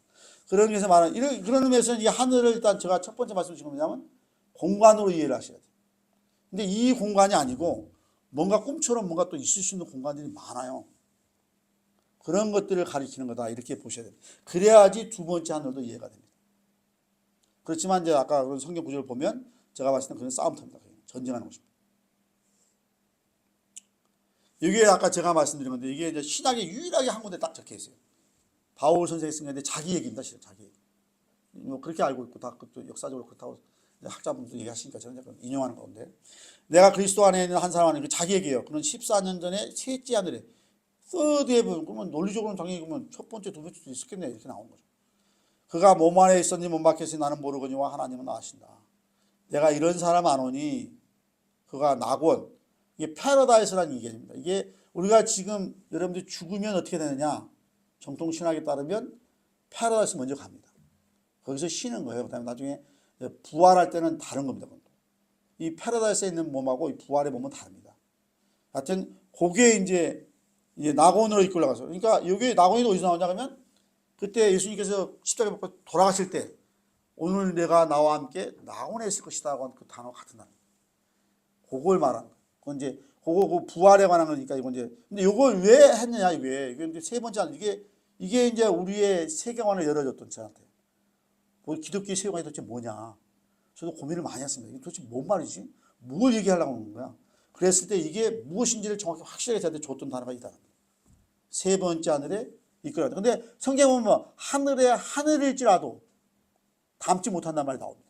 이것도 여러분들 또 다르게 잘 이해를 하셔야 돼요. 아까 말한 대로 우리가 물리 공간에서 보면 유비쿼터스 모든 공간에 다 있지만 셋째 하늘이라고 말했는데 그 셋째 하늘조차도 하나님이 이게 거기에 이게 쉽게 말하면 제가 또 딴 얘기를 조금 하겠습니다. 여러분 영화에 보시면 옛날 그 중국 영화에 보면 하늘나라가 나와요. 하늘 나고 그게 이제 상제라고 하는 사람이 앉아 있고 막 우리의 신도 있고 막 신들이 쫙 이렇게 앉아 있어요. 앉아 있고 막 그래요. 거기서 뭐 이제 그 사람들이 회의도 하고 막 그래요, 자기들이. 근데 그때 뭘 회의를 하냐면 어떤 때를 보면 잘 들어보시면 하늘의 뜻을 물어요, 이 사람들. 이게 천이가 무엇이냐 이렇게 물어요. 자기도 또 다른 세계이긴 하지만 그 완국에서 물어보거든요. 그때 그 하늘의 뜻이 뭐냐? 그때 그 하늘이 우리 기독교의 하나님. 왜냐 그러면 우리가 처음에 우리 선교사들이 처음에 우리나라에 들어왔을 때 맨 처음에 하나님을 번역을 할 때 한자로 상제로 번역을 했습니다. 중국 성경에 보면 나와 있습니다. 상제로 적혀 있는데 그 상제가 뭐냐 하면 도교에서 온 개념이에요. 구천상제. 우리가 아까 9개 하늘이라고 했을 때 9번째 하늘에 있는 제일 높은 하늘에 있는 상제라고 하는 사람인데 그걸 구천상제 우리가 막 옥황상제라고 부르는 사람이에요. 보통 우리 생활에서. 이 사람을 가리키는 걸로 생각했어요. 왜냐하면 가장 높은 곳에 있다고 그랬으니까 하이스트 뭐 헤븐 어쩌고 했으니까 그걸 보고 근데 나중에 이 선교사들이 뭘 깨닫냐면 이 도교의 공부를 더 해봤더니 이 도교의 천상이 뭐냐 그러면 불교로 말하면 윤회를 하는 6계 중에 천상입니다. 유한한 세상에 수명이 있어요. 상제가 수십만 년밖에 못 살아요. 잘해야 30만 년까지 산다고 적혀 있습니다. 그 정도에서 20만 30만 사는데 그렇다는 얘기는 뭐예요? 이거 뭐 하나님이라고 말하면 큰일 나죠 이거. 그래서 이분들이 이제 다시 고민하기 시작해요. 무슨 단어 쓸까? 그러다가 하느님이라고 하는 단어도 좀 써볼까? 하느님, 하늘에 있는 분. 그것도 보니까 이건 더 보통 명사예요. 독일에 나오는 명사가 아니고 이건 우리가 옛날부터 막 하느님 할 때 하늘님하고 막 천주교에서 쓰는 그 하늘님 이 표현은 많이 나와요. 그러니까 이분들이 이거 안 되겠는데 이걸 우리 기독교 하나님하고 연결시키면 안 될 것 같다. 그래서 만든 게 신조어입니다. 유일하다. 근데 하나를 붙여서 하나님이라고 부릅니다. 그게 저는 엄청나게 잘했다고 생각해요. 그걸 알아야지 우리가 헷갈리지 않을 수 있어요. 도교에서 말하는 하나님, 아까 광상제처럼 그런 사람, 그런 거 헷갈리지 않을 수 있다는 거죠. 쉽게 말하면 하나님께서 처음에 뭐라고 하냐, 이스라엘 왕들이 내가 왕인데 니네들이 왕이 왜 필요하냐. 그러면서도 왕을 세워주셨어요. 근데 그 왕이 어떻게 됩니까? 하나님 말 잘 들으면 좋은데 개판 5분이 되지 않습니까? 하나님 원하시는 나라는 그런 나라가 아닙니다. 기본적으로 왕이 없는 나라. 그게 원래 하나님이 원하시는 나라. 아까 제가 잠깐 말씀드린 거, 이게 요셉에 관한 얘기가 이게 뭐냐, 우리 꿈들이 이게 우리가 서양의 학문을 적당히 받아들여야 하지만 서양의 학문이 다 옳은 건 아니라는 거죠. 저는 기독교인으로서 반드시 이걸 믿습니다. 이걸 하나님의 계시가 있고 그 다른 게 여러분들이 쉽게 말하면 다른 얘기인데 종교학적인 관념이긴 하지만 정말로 수행을 많이 하게 되시면 꿈을 안 꾸게 됩니다. 동양에 나옵니다. 진인은 무몽이다. 진짜 사람은 꿈을 꾸지 않는다. 그 말은 뭔 말이냐면 자기가 상상해서 만들지 않는다고 하는 겁니다. 그럼 뭐가 보이겠습니까? 진짜만 보입니다. 있는 것들만 보이기 시작. 그게 종교의 시작입니다. 거기에 가지 않으면 영적 세계를 얘기하면 안 됩니다. 잘못하면 큰일 납니다. 잘못되면 허술하기 시작합니다. 거기에 모든 게 이 영몽이 뭐냐면 이것도 일종의 그 오버래핑이에요. 일단 인간은 내려오는 건데 약간 겹치는 건데 아까 같은 다니엘도 마찬가지예요. 옛날 분들 그런 분들 많아서 백일몽도 보니까 맨눈으로 보여요. 그런 사건들이 막 보이니까 그걸 말하는 거기 때문에 이게 왜 중요하냐면요. 이게 철학에도 나옵니다. 잠깐. 여러분들 이제 플라톤 철학을 다 읽어보시면 이제 우리로 말하면 시로 철학으로 말하면 크게 철학을 유물론이냐 관념 이렇게 나눌 수 있어요. 그럼 기독교가 어디에 소속되냐 둘 중 하나라고 하면 관념론이 소속되어 있습니다. 우리가 이게 유물론은 무조건 우리 적이에요. 관념론도 대부분 우리의 적입니다. 그렇지만 우리가 소속되어 있는 건 확실히 관념론이 철학적으로. 이게 뭐냐면 플라톤의 이데아가 나오는데 이게 뭐야? 이게 제가 어디서 가져온 성경 말씀이냐 하면 히브리서 8장 5절에 이런 말이 나옵니다. 저희가 섬기는 것은 하늘에 있는 것을 모형과 shadow and pattern and shadow라고 합니다. 모형과 그림자다. 어디에 있다고요? 하늘에 있는 것. 그 말은 진짜 블루프린트가 어디 있는 거예요? 하늘에 있다고 적혀 있어요. 이 하늘은 도대체 뭐냐 이거죠. 이게 관념론들이 말하는 이데아 공간입니다. 공간이 여러 개가 있습니다. 여러 개가 있는데 이 중에 하나가 이데아 공간이고 얘가 이제 모세가 장막을 하는 것처럼 상가 모든 걸 산에서 내가 보는 돈을 쫓으라 지으라 하셨다. 그 말은 무슨 뭐냐? 이데아론에 따르면 이게 무슨 뜻이냐 그러면 이게 하늘에 있다는 모형이 있다는 거예요. 근데 하늘에 있는 요거 하나밖에 없겠습니까? 하늘에는 여러분들의 Book of Life 생명책도 없고 이게 이름도 적혀 있고 많이 나옵니다. 그런데 많이 나와 하늘에 있는 것들이 많이 나와요. 그다음에 하늘에는 원본이 있는 것이 쉽게 말하면 관념적 측면에서 말하면 성경도 원본은 하늘에 있습니다. 그걸 어떻게 해석하느냐 그건 물론 우리가 성경에 따라 조명을 받아서 잘 해석을 해야 되지만 다 원본은 하늘에 있는 거고 우리가 대부분 믿음으로 볼 수 있는 세상.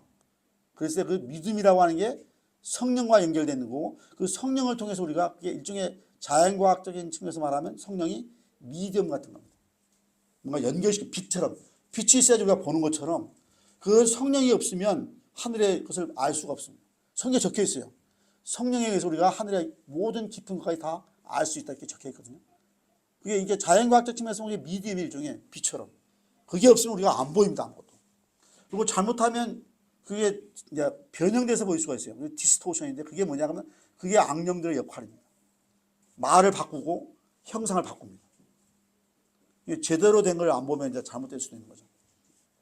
이게 이제 뭐 여러 가지 나와요. 철학에. 왜냐면 관념론적 철학의 일부에서 비칩니다.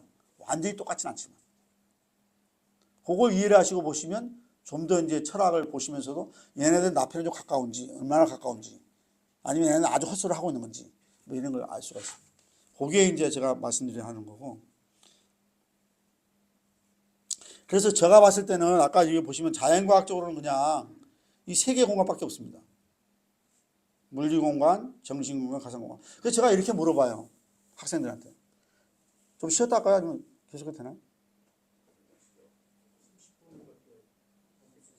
아, 30분밖에 없어요, 지금?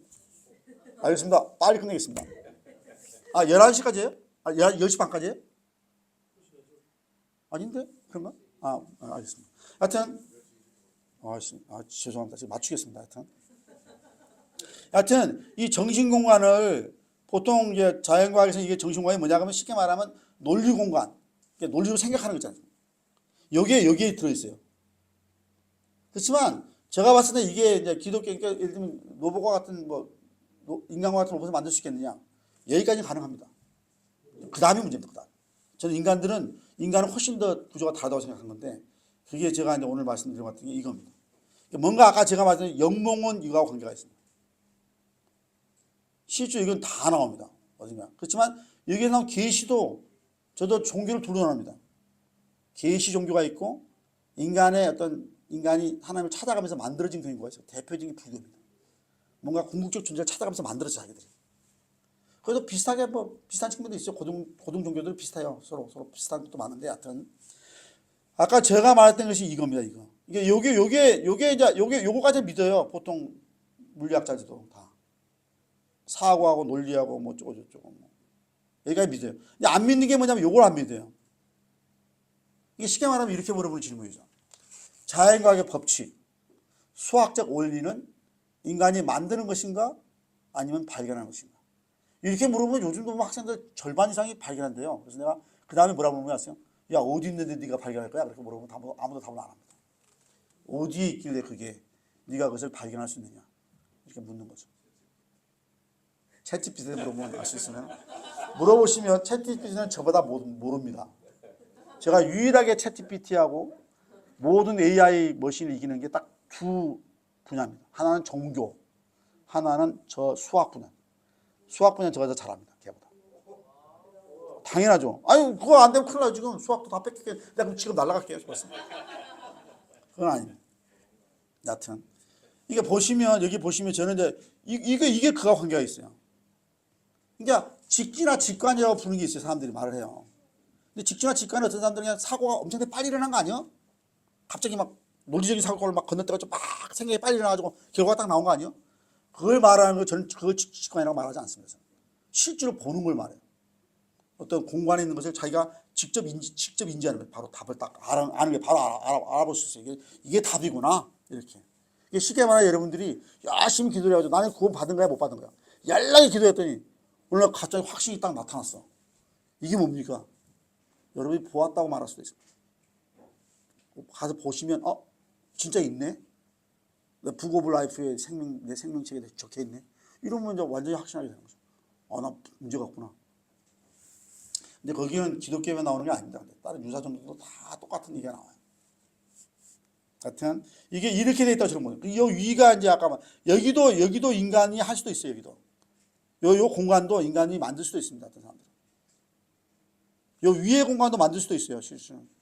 요 위에 관한 얘기를 하신 게 예수님께서 제가 보시면 뭐라고 하냐면 내가 가서 너희를 위하여 처소를 예비하러 가노니. 근데 처소가 뭐냐 그러면 여기 공간이 아닙니다.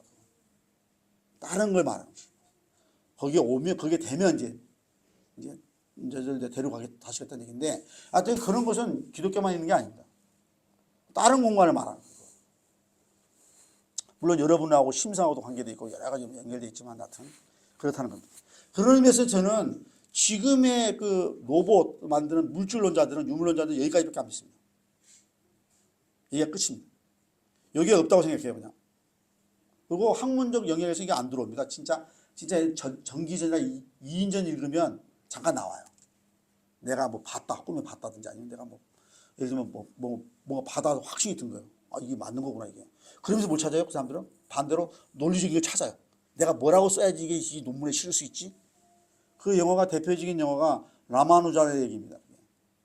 영화를 보시면 무한을 만진 사나이라는 영화를 보시면 수학자 얘기거든요. 라마누잔 유명한 수학자입니다. 그 수학자 얘기인데 그 영화에 보면 그런 힌트가 나옵니다. 그 사람은 문제 보면 답이 나와요. 그냥. 농담으로 뭐라고 하는지 아세요? 물어봤을 때 옛날에. 제가 뭐라고 했냐면 나는 내가 믿는 인도의 신이 있는데 그 신이 매일 아침에 내게 와서 답을 가르쳐준다. 이렇게 말했어요. 농담으로. 누가 근데 진신이 아닌지 누가 알겠습니까? 그렇게 얘기를 했다니까 자기가 직접. 이 사람들 뭔가를 종교적인 뭔가가 있었어요. 왜냐하면 완전 독실한 그 신자였거든요. 인도 종교의 신자였어요. 그 사람. 하여튼 그건 딴 얘기고요. 저 종교적인 얘기를 많이 했는데 하여튼 이렇게 나눠져 있다는 겁니다. 저희들은 이걸 믿어야 됩니다. 이거 안 믿으면 기독교 안 믿는 겁니다. 이것도 믿어야 돼요. 여기에 적혀 있으니까. 이게 우리가 믿음으로 볼 수 있는 성령에 의해서 우리가 알 수 있는 공간들입니다. 그러니까 이제 다시 말씀드리면 여기는 환원론적이란 말은 지금의 우리가 알고 있는, 여러분 조심해야 될 게 뭐냐면 지금의 우리가 알고 있는 물질과 에너지, 거기에 지금 그걸 저는 환원적 과학이라고 불러요. 그걸로서 모든 것을 설명하려고. 정신현상, 뭐 영적 현상까지 다 안 된다는 거죠, 저는. 왜냐하면 우리가 아직도 이게 쉽게 말하면 과학자들한테 말하면 얘네들 아직도 모르는 시그널이 있는 거야. 이렇게 말하고 싶은 거죠. 얘네들이 아직도 못 잡아내는 시그널이 있다는 거예요. 신호가 있다는 거죠. 즉 자연과학도 얘기를 해보세요. 어떻게 예수님께서 우리의 마음을 금방 아시죠? 뭔가 자연과학적으로 말하면 뭔가 있어야지. 시그널이 와야지 내가 알 거 아닙니까? 쉽게 말하면 그런 능력 가지고 있는 사람도 있거든요. 마음을 읽어보고 막 이런 것도 있잖아요. 그럼 어떻게 알겠어요? 자연과학적으로 말하면. 뭔가 자기가 디텍터가 있어야 되고 저게 시그널이 와야지 내가 읽죠. 아니 내가 읽든지 직접 쏴갖고 뭔가를. 그런 의미에서는 요건 확대 가능성이 있는 겁니다. 과학은. 아직도 성장할 수 있는 가능성이 있는 거예요. 계속 확대가 왔어요. 지금도. 계속. 저는 어느 순간에는 그냥 아예 알아버렸으면 좋겠어 그냥. 근데 하나님께서 그걸 허락해 주시는 것 같지는 않아요. 그러면 종교의 역할이 사라져버리는데. 자연과학적으로 밝혀졌다? 영적 공간을 알게 됐다? 이건 하나님께서 안 하실 것 같아요. 제가 생각에는. 모르죠. 근데 제 생각이고. 하여튼 그 종교에서 이 두 개를 다 받아들이는 거고, 이게 있고 이것도 있고 하는 건데, 이것도 세분화하면 엄청 복잡해집니다. 세분화하면 복잡해지는데, 하여튼 요거에 보면 이제 직관적으로 우리가 알 수 있다. 뭔가 지식을 직접 얻을 수 있고, 논리적으로. 이게 이제 우리 지금 세상 학문의 펀더멘털한 프린시플입니다. 아까 이박 이제 나도 오면서 얘기했지만, 논리적으로 생각해야 되고. 논리적으로 생각하는 걸 잘하는 사람들이 학자들입니다. 엄청나게 잘해요. 논리적으로. 이거 이렇게 따지는가 봐. 수학자들하고 회의하려면 피곤합니다. 엄청나게 따지기 때문에. 저는 좀 안 그랬으면 좋겠는데 세상이라고 좀 구랬으면 좋겠는데 이 사람들이 어떤데 구별이 안 가요. 이거하고 공부하는 거하고 구별이 안 가. 그렇게 되면 세상이 어떻게 살아가겠습니까? 여튼 얘기를 하고 싶은 거고요. 그 다음에 이제 마지막 제가 이제 성경에 보면 인자라는 게 나와요. 인자가 온 것은 더 써놓가 하시는 게 나오는데 이걸 여러 가지 막 세상에서 너무 해석을 많이 해가지고 너무 오염이 돼버렸어요. 그래서 제가 정통적인 해석을 제가 들고 왔습니다. 다 아시는 분들인데. 하여튼 보면 이게 뭐냐면 이 다니엘서에 나오는 겁니다. 여기는 뭐라고 되냐면 사람의 아들처럼 내가 아까 잘못 말했네. 더 써놓맨인데 인자는 더 써놓면 가스는 신의 아들이에요. 그죠? 제가 죄송합니다. 가끔가다 이게 요즘 말이 헛나와가지고. 하여튼 이때 보면 이게 뭐라고 되냐면 다니엘서는 son of man, 사람의 아들같이 생겼더라 이렇게 말해요. 요걸 예수님께서 뭐라면 자기를 지칭할 때마다 the son of man 이렇게 말했어요. 인자가 온 것은 이렇게 말합니다. 여기에 요걸 가리킨다고 저는 믿는 겁니다. 정확하게. 왜냐하면 그 다음이 보면 그게 나와요. 이거 물론 이제 하늘에서 먼저 이루어집니다. 하늘에서 먼저 이루어지는데 보면 이제 옛적부터 한 사람 계신 자가 누구겠습니까? 하나님이시겠죠. The ancient of days. 요게 하나님이고 이 사람 여기 가서 주는 겁니다. Given authority, glory and sovereign power. All peoples, 이게 이제 민족들이니까 nations and men of every language worship. 이게 예수님을 가리키는 거거든요. His dominion is everlasting dominion. It will not pass away, and His kingdom is one that will never be destroyed. 이 킹덤인데 이게 중요한 게 제가 이 하나님의 왕국 말고 정확하게 컨트라스트라는 왕국이 하나 더 있습니다. 그 얘기를 빨리 하고 제가 하겠습니다. 이건 이제 인자에 관한 얘기입니다. 그냥 신약성서에 자기에 관한 얘기를 말씀하시는 거고, 이제 이것도 손대지 아니한 돌, 이게 이제 예수님은 말하는 왕국을 가리키는 거거든요. 이게 이제 다니엘서에 나오는 예언입니다. 그 다음에 킹덤은 가시 문제가 제가 여기까지만 잠깐 얘기를 하고 가려고 합니다. 보면 지금 왕국은 두 개가 있습니다. 아까 보시면 알겠지만 아까 말한 게 페르시아 아까 그 바사의 영적 존재들이 했던 죄송합니다. 올라오고 잘못 켜놔가지고 이게 보면 이제 예수님께서 하신 얘기예요. 만일 사탄이 사탄을 쫓아내면 스스로 분재하는 것이니 그리고 어떻게 그의 나라가 서겠느냐. His kingdom of God인데 이 킹덤 오브 이 얘의 킹덤은 시대마다 바뀝니다.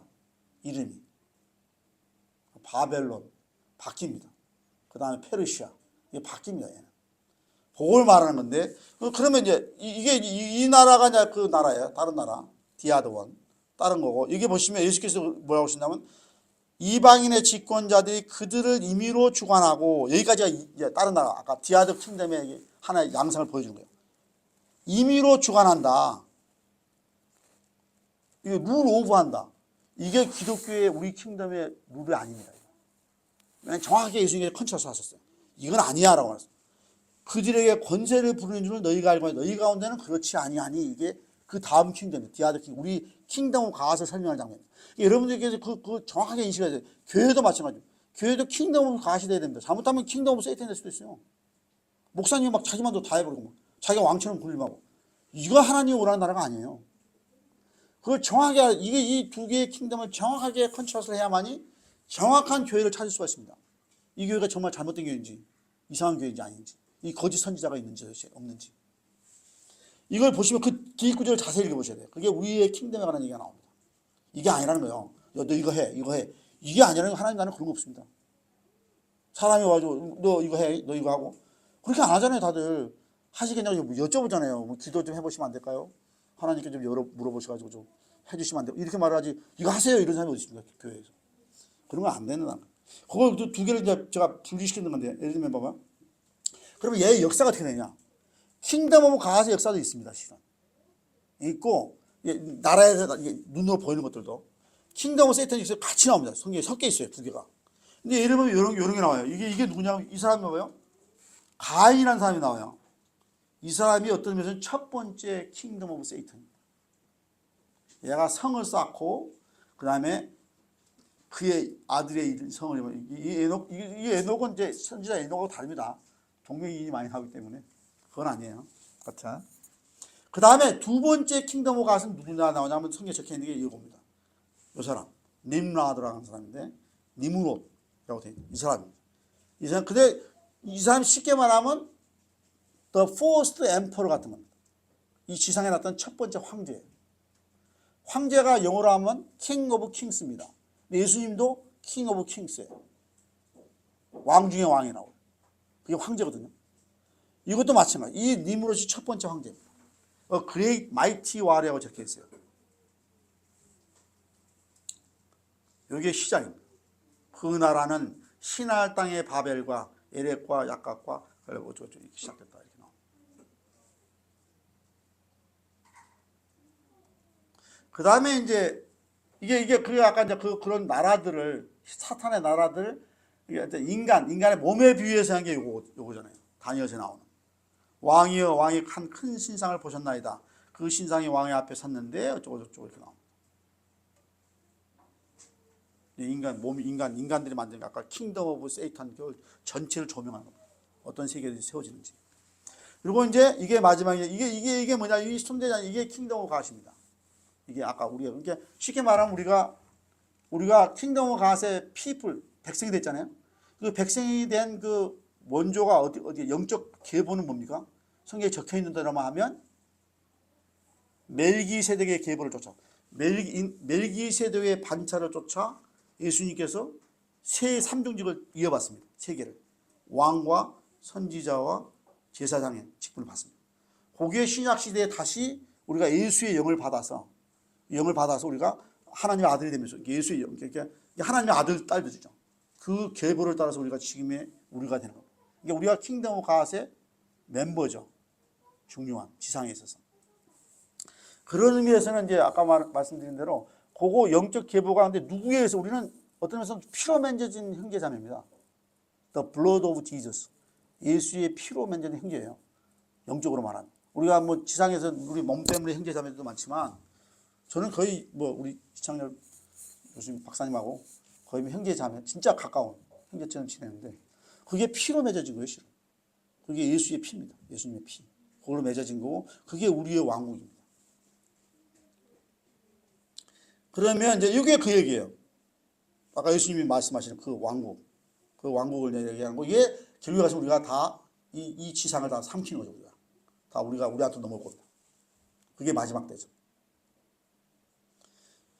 그다음에 하나님께서 여호와께서 이게 아까 제가 말씀드렸죠. 하나님께서 왕을 세우기를 원치 않으셨어요. 나를 버려 자기들의 왕이 되지 못하게 하느니라 이렇게 말씀하셨어요. 분명히 경고를 했거든요. 하나님께서. 결국 이스라엘 사람들이 원하니까 그래도 하나님은 강제로 시키지는 않으시니까 진짜 여러분들께서 제가 너무 기도를 세게 하지 말라 그럽니다. 자기 주장을 막. 쉽게 말하면 애가 막 가가지고 어머니 앞에 막 들어놓아가지고 나 안 해주면 죽어버릴 거야 뭐 이러면서 막 그러면 어떡합니까? 조금 뭐가 좀 잘못될 것 같은 뻔히 알면서도 여러분 그렇게 기도하시면 안 돼요. 절대로. 너무 심하게 기도하지 마시고 예수님처럼 한참 하다가도 그래도 뭐 아버지 뜻이 무엇인지 좀 알려주시고 그 뜻대로 하시는 게 좋을 것 같긴 한데 저 성경이 이런데 이거 아닙니까? 이렇게 물어봐야지 막 너무 그 막 밀어붙이시면 안 돼요.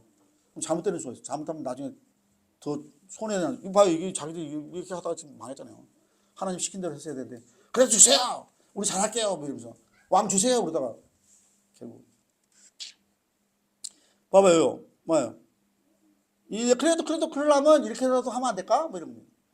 그래 그래도 이제 쉽게 말하면 아닐 것 같는데 그래도 이렇게라도 하면 뭐 되긴 되는데 근데 잘 안 돼가지고 망했지 않습니까? 이거 여기 그예요. 뒤에 나와요. 너희 중에는 그렇지 않을지니 너희 중에 누구든지 크고자 이게 뭐냐면요. 하나님 아버지께서 이거 하나님 아버지께 적용이 됩니다. 하나님 아버지께서 가장 높으신 자가 된 것은 그분이 모든 것을 섬기기 때문에 그렇습니다. 우리가 가지고 있는 모든 것은 그분이 우리를 섬겼어요. 우리가 섬길 수 있는 건 하나도 없습니다. 실제로 잘 생각해 보시면. 우리가 줄 수 있는 것은 그분이 주는 마음 그거 하나 돌려주는 것밖에 없어요. 우리가 내는 세금, 성금, 오프닝 같은 거 다 우리가 다 써요. 땅에 갖다 쓰고 이렇게 다 쓰고 저기다 갖다 쓰고 다 쓰고. 우리 하나님께서는 우리의 섬김을 받는 분이 아니에요. 그분 우리를 섬기는 분이기 때문에 가장 높은 분입니다. 제가 기독교를 가장 좋아하는 이유가 여기 있어요. 이 기독교는 달라요. 다른 데하고. 왕국 자체가 다르다니까. 여기는 섬기는 자가 왕이에요. 그냥. 이게 하나님이 그래서 제일 높으신 거예요. 이게 하나님이 제일 높으시고 그 다음에 예수님께서도 자기 몸을 바쳤어요. 하나님 주신 거예요. 그러니까 우리도 마찬가지죠. 이 자기가 왜 높은 사람이 됐냐 어쩔 수 없이 왕이 됐느냐. 이 왕도 템퍼럴입니다. 여러분 잘 읽어보시면 성경에. 예수님께서 내 원수가 내 발등상이 되기까지 그때까지만 해요. 이게 실제로 우리가 전쟁 중이기 때문에 우리가 왕이 필요한 거예요. 예수님 우리가 왕이십니다. 지금 현재. 근데 그것도 템퍼럴입니다. 전쟁 끝나면 예수님께서 나 안 해 그러시는 거예요. 나 지금부터 필요 없어. 우리가 전쟁이기 때문에 그런데 그게 성경에 적혀 있어요. 여기 뭐 이런 말도 있어요. 이게 이제 바울 선생이 이제 그 설교할 때 나오는 장면인데 우리가 그를 힘입어 살며 기동하며 존재한다. 그 말은 뭡니까? 우리를 가장 많이 섬기시는 분이 하나님이시죠. 그분이 우리의 왕일 수밖에 없고 그분은 모든 것을 감사합니다. 그러니까 하늘과 빛, 악한 자들에게도 막 다 베푸시는 분이잖아요. 비도 내리고 여기는 요즘 보면 비 내리게 하고 요즘 안 내리고 이런 거 안 하시거든요. 물론 그런 경우도 있어요. 근데 그렇게 편하게는 안 하십니다. 편하게 안 하시는데 하여튼 일반 은총을 다 베푸시는 건데 그 다음에 실제로 보면 여러분이 했다? 여러분도 하면 하나도 없어요. 내가 식물을 키웠다, 동물을 키웠다, 누구를 잘하게 했다? 다 헛소리입니다. 잘 알고 보면. 이걸 정확하게 이해하시면. 나는 심었고, 아브라함은 물을 줬는데, 하나님께서 자라나겠다. 이게 우리 식물, 재배하시는 분들, 무슨 일 하시는 분이 간에, 이거 다 적용이 됩니다. 한 거 아무것도 없어요. 여러분. 잘 생각해보세요. 한 거 아무것도 없어요. 내가 이렇게 근데 그 다음에 내가 했나? 나가 뭐지? 이렇게 생각하기 시작하시면 머리 아파집니다. 요건 나 맞는데 이게 하나님께서 온 건가? 아니면 모든 좋은 것들이 하나님께서 다 왔다는데 이게 내 건가? 이렇게 생각하기 시작하시면 이 소유가 복잡해져요. 단순하지가 않아요. 내가 했다고 주장하면 그건 잘못된 주장입니다. 기독교에서. 정확하게 이해를 하시면 내가 했다 이렇게 말을 그렇게 할 수 있죠. 이제. 왜냐면 나를 통해서 이렇게 내가 그래도 뭔가 이게 역할을 했다. 이런 얘기인데 우리나라 사람들 꼭 말할 때 보면 내가 했다 그래요.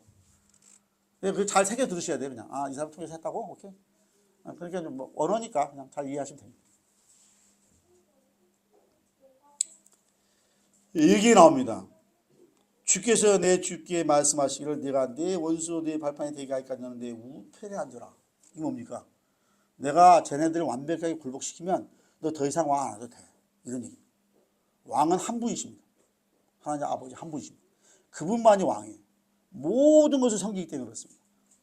그리고 그분과 하나 되는 거예요. 다 결국. 하나예요, 하나. 실제로. 하나가 되는 거고. 그걸 아는 것이 우리의 종착역입니다. 아, 이건 나는 없구나. 아, 하나님과 하나네. 그냥 끝났네? 이게 끝입니다. 이게 유너티라고 부르는데 거기까지 가시면 끝나는 겁니다. 거기에 마지막입니다. 그러면 더 이상 왕이 없습니다. 그러니까 우리가 사형리를 보시면 마지막에 안 적혀 있어요. 제가 그게 너무 안타깝습니다.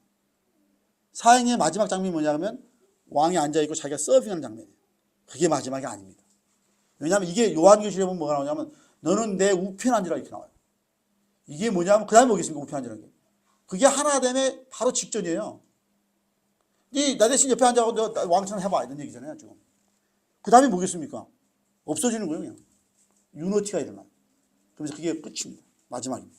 이게 성경에 적혀 있어요. 시편에 보면 이 다윗이 정확하게 일하고 있었어요. 뭔 말인지. 그리고 이렇게 적어놨잖아요. 너는 내 우편에 앉아라. 근데 우편에 앉은 사람이 결국 예수님께서 뭐라 하세요? 하나님 내 우편에 앉으라고 예수님께서 나중에 뭐라고 해요? 요한계시록에 너도 내 우편에 앉아라 이렇게 말해요. 성경에 나와요. 요한계시록 읽어보시면. 그러니까 사형리를 좀 더 바꿔야 됩니다. 오형리로. 제가 봤을 때는. 더 바꿔야 돼요. 유경리로 바꾸면 더 좋고. 그러면 성경의 마지막까지 확실하게 보여주는 거예요. 비전을. 우리가 가야 될 게 어딘지를. 너무 그런 게 좀 안타까워요. 저는. 왜냐하면 끝까지 안 보여줘요. 끝까지를. 끝까지 최종 목적지를 보여줘야죠. 우리가 그래야지 연락이 달릴 거 아닙니까? 거기까지. 가다 보면 이게 제가 볼 때는 잘못됐다. 금방 끝나겠습니다. 멸망하지 않고 영생. 근데 여러분 영생하는 사람은 한 사람밖에 없습니다. 영생하는 오직 한 분이시니 하나님 아버지만 영생하십니다. 여러분 영생하는 길은 딱 한 길입니다. 그분과 하나 되는 거. 그럼 영생이 일어납니다. 그게 영생입니다. 왜냐하면 영생이 적혀 있어요. 근데 뭐가 필요하냐? 제일 필요한 것이 뭐라고 했냐면 갑자기 모든 것이 어떻게 다른 성경에 뭐라고 적혀 있죠? 성령을 주시지 않겠느냐 이렇게 말을 해요. 이게 같은 말이 두 개가 나와요. 여러 개 성경에 사복음서에 여러 개가 나오는데 결국 어떤 가 하면 뭐라고 적혀 있냐면 성령을 너에게 주시지 않겠냐 이렇게 적혀 있어요. 제일 우리에게 필요한 게 뭐라고요? 성령입니다. 제가 아까 말씀드렸지만 우리가 지금 성령을 통해서 우리가 낳고 하나님께로 나는 거고 그 생명이 그래서 영생입니다. 영원한 겁니다. 시작도 없고 끝도 없습니다. 그 생명, 시작도 없는 끝도 없는 그 생명에 동참하는 거. 그게 바로 기독교이 되는 겁니다. 성령이 엄청 중요한데 성령을 자기 마음대로 잘못 받으시면 잘못하면 3000% 갑니다. 그러시면 안 되고 성령이 제일 중요한 것이 성령의 열매가 있는데 그 열매가 내적인 열매가 적혀 있어요. 성령의 9가지 열매가. 그걸 묵상을 계속 하시죠. 그게 되면 그 다음에 밖으로 나옵니다. 그걸 붙잡고 하셔야지 엉뚱한 붙잡고 성령 달라고 얘기하시면 잘못하면 3000% 빠집니다. 잘못하면 뭐 방언을 주십시오. 어쩌고 이상한 얘기 해가지고 뭐 3000% 빠져버린다니. 자기 욕심에 따라 구하면 안 돼요. 그렇게 하시면 안 되고 성경에 나와 있는 성령 열매를 정확하게 읽으시면서 그 성령을 달라고 얘기를 하셔야 돼요. 그게 시작입니다. 바탕입니다. 그러면 뭐가 일어나냐 하면 말씀에 대한 깨달음이 옵니다. 오기 시작합니다. 뭐가 메시지가 와요. 이거 내가 하는 이거 뭐예요? 그러면 가르쳐줘요. 옆에서. 이거 나중에 이거 이런 얘기인데 여러분들이 그걸 그렇게 해서 자라나가는 게 그게 처음입니다. 그게 되기 시작하면 나중에 아브라함처럼 딴 얘기도 들리기 시작합니다. 너 아들 바쳐라 그러면 이거 하나님 하신 얘기인가? 이거 아닌 것 같은데 뭐지 이거? 이렇게 되는 일이 안 벌어지시려면 엄청 친하게 지내셔야 돼요. 그래야지 결국은 모든 말씀을 분별할 수가 있어요. 이거 어떨 때는 뭐 헷갈잖아요. 이거 하나님 내가 뭐 가란 얘기인가 가지 말란 얘기인가 이게 뭐지? 이렇게 될 수도 있거든요. 그런 건 먼저 물어보시면 안 되고 충분히 훈련이 되신 다음에 물어보셔야 돼요. 그런 것부터 먼저 물어보라고 말하는 데는 잘못된 것입니다. 왜냐하면 뭔가 성령의 그 열매를 먼저 붙들고 완전히 기도를 하신 다음에 하셔야 돼요. 영생입니다. 영생. 근데 이게 영생의 첫 번째 특징이고 가장 펀더멘탈하게 적혀 있는 게 사랑이라는 게 적혀 있다. 제일 바탕에 적혀 있습니다. 요게 없으면 망하는 겁니다. 베이스가 없으면. 요게 베이스거든요. 가장 밑에 있고 여기서부터 나오는 것들인데 다 하나로 볼 수도 있는데 하여튼 쪼개다 보면 이제 이렇게 나눠진다는 거죠. 왕국 자체가.